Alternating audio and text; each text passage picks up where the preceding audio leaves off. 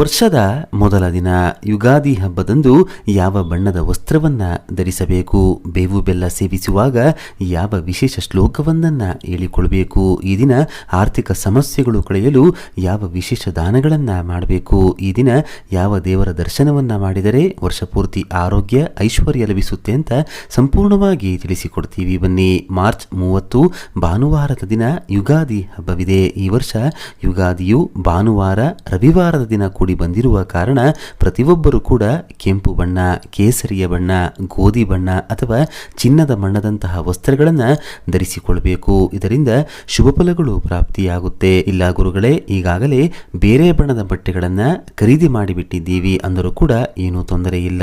ಈ ಬಣ್ಣದ ಚಿಕ್ಕ ವಸ್ತ್ರವನ್ನ ಆ ದಿನ ನಿಮ್ಮ ಜೊತೆಯಲ್ಲಿ ಇಟ್ಟುಕೊಂಡರೂ ಕೂಡ ನಡೆಯುತ್ತೆ.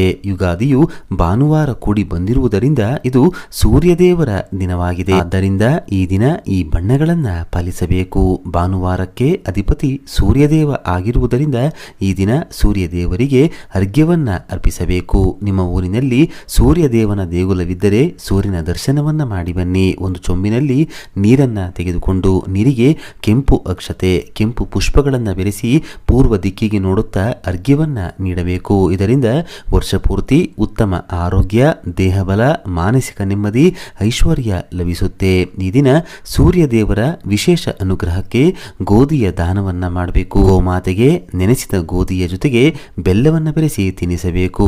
ಆದಿತ್ಯ ಹೃದಯ ಈ ದಿನ ಪಾರಾಯಣ ಮಾಡಬೇಕು. ಇದರಿಂದ ನಿಮ್ಮ ಉದ್ಯೋಗ ರಂಗದಲ್ಲಿ ಬಡ್ತಿ, ಪ್ರಮೋಷನ್ಗಳು ತೊಂದರೆ ಇಲ್ಲದೆ ಲಭಿಸುತ್ತೆ. ಪಿತ್ರಾರ್ಜಿತ ಆಸ್ತಿ ಕೂಡ ಸಮಸ್ಯೆಗಳು ಇಲ್ಲದೆ ನಿಮ್ಮ ಕೈ ಸೇರುತ್ತೆ. ಸೂರ್ಯನಿಗೆ ಅಧಿಷ್ಠಾನ ದೇವರು ಶ್ರೀ ಮಹಾವಿಷ್ಣು. ಆದ್ದರಿಂದ ಈ ಹಬ್ಬದ ದಿನ ವಿಶೇಷವಾಗಿ ಶಿವ, ಪಾರ್ವತಿ, ಗಣೇಶ, ಸುಬ್ರಹ್ಮಣ್ಯ ಸ್ವಾಮಿಯ ದರ್ಶನ ಮಾಡುವುದರ ಜೊತೆಗೆ ವಿಷ್ಣು ದೇವರ ದರ್ಶನವನ್ನು ಕೂಡ ಮಾಡಿಕೊಳ್ಬೇಕು. ವೆಂಕಟೇಶ್ವರ ಸ್ವಾಮಿ, ನರಸಿಂಹ ಸ್ವಾಮಿ, ಶ್ರೀರಾಮ, ಶ್ರೀಕೃಷ್ಣ ಹೀಗೆ ವಿಷ್ಣು ಸಂಬಂಧಪಟ್ಟಂತಹ ದೇಗುಲಕ್ಕೆ ತೆರಳಿ ನಮಸ್ಕಾರವನ್ನ ಮಾಡಿಕೊಳ್ಬೇಕು. ಇನ್ನು ಈ ದಿನ ಮನೆಯ ಸದಸ್ಯರು ಬೇವು ಬೆಲ್ಲ ಸ್ವೀಕರಿಸುವಾಗ ಈ ವಿಶೇಷ ಶ್ಲೋಕವನ್ನ ಮರೆಯದೆ ಹೇಳಿಕೊಳ್ಬೇಕು.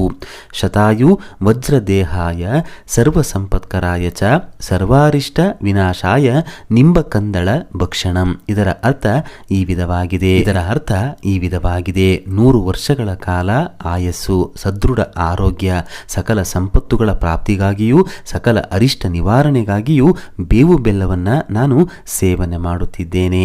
ಹಾಗೆಯೇ ಈ ಯುಗಾದಿ ಹಬ್ಬದ ದಿನದಂದು ಸರ್ವ ಸಂಕಷ್ಟಗಳು ಕಳೆಯಲು ರಾಮರಕ್ಷಾ ಸ್ತೋತ್ರ ಕೇಳಿ ಅಥವಾ ಹೇಳಿ. ಶತ್ರುಗಳ ಸಮಸ್ಯೆ ಹೆಚ್ಚಾಗಿದ್ದರೆ ವಿಷ್ಣು ಪಂಜರ ಸ್ತೋತ್ರವನ್ನ ಕೇಳಿ. ಆರ್ಥಿಕ ಆರೋಗ್ಯ, ಉದ್ಯೋಗ ಸಮಸ್ಯೆಗಳು ತೀರಲು ಈ ದಿನ ವಿಷ್ಣು ಸಹಸ್ರನಾಮ ಸ್ತೋತ್ರ ಪಾರಾಯಣ ಮಾಡಿ.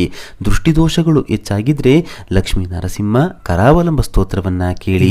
ಈ ದಿನ ಮಾಡಬೇಕಾದ ದಾನಗಳು ಯಾವುದು ಅಂತ ನೋಡೋದಾದ್ರೆ ಬೀಸಣಿಗೆಯನ್ನ ದಾನವಾಗಿ ನೀಡಬೇಕು, ಪಾದರಕ್ಷೆಯನ್ನು ದಾನವಾಗಿ ನೀಡಬೇಕು. ಹಣಕಾಸಿನ ಸಮಸ್ಯೆ ತೀರಲು ದಕ್ಷಿಣೆ ಸಮೇತ ಯಾರಿಗಾದರೂ ಬ್ರಾಹ್ಮಣರಿಗೆ ಮಾವಿನ ಹಣ್ಣನ್ನು ದಾನವಾಗಿ ನೀಡಬೇಕು. ಇದರಿಂದ ವರ್ಷ ಪೂರ್ತಿ ಯಾವುದೇ ಹಣಕಾಸಿನ ಸಮಸ್ಯೆಗಳು ಬಂದರೂ ಅದರಿಂದ ಸುಲಭವಾಗಿ ಹೊರಬರಬಹುದು. ಅಂದರೆ ಕಷ್ಟಕ್ಕೆ ತಕ್ಕ ಸಮಯಕ್ಕೆ ಹಣ ನಿಮ್ಮ ಕೈ ಸೇರುತ್ತೆ. ಇದರ ಜೊತೆಗೆ ಜಲದಾನ ಮಾಡಬೇಕೆಂದು ಕಳೆದ ವಿಡಿಯೋದಲ್ಲೂ ಕೂಡ ತಿಳಿಸಿಕೊಟ್ಟಿದ್ದೀವಿ. ಈ ದಾನಗಳ ಜೊತೆಗೆ ಅವಶ್ಯಕತೆ ಇದ್ದವರಿಗೆ ವಸ್ತ್ರದಾನ, ಛತ್ರಿಯ ದಾನ ಹಾಗೂ ಫಲಗಳ ದಾನ ಅಂದರೆ ಹಣ್ಣುಗಳನ್ನು ದಾನವಾಗಿ ನೀಡಬೇಕು. ಇದರಿಂದ ಸಮಸ್ತ ಪಾಪಗಳು ನಶಿಸಿ ಈ ಯುಗಾದಿಯಿಂದ ಪುಣ್ಯದ ಫಲವಾಗಿ ಸುಖ ಜೀವನ ನಿಮ್ಮದಾಗುತ್ತೆ. ಆರ್ಥಿಕ, ಆರೋಗ್ಯ, ಉದ್ಯೋಗ, ವ್ಯಾಪಾರ ರಂಗದಲ್ಲೂ ಯಶಸ್ಸು ನಿಮ್ಮದಾಗುತ್ತೆ. ಯುಗಾದಿಯ ದಿನ ಮರೆಯದೆ ಪಂಚಾಂಗ ಶ್ರವಣ ಮಾಡಬೇಕು. ಇದರಿಂದ ಭೂಮಿ ದಾನ ಮಾಡಿದ ಫಲ, ಗೋದಾನ ಮಾಡಿದ ಫಲ, ಕನ್ಯಾದಾನ ಮಾಡಿದ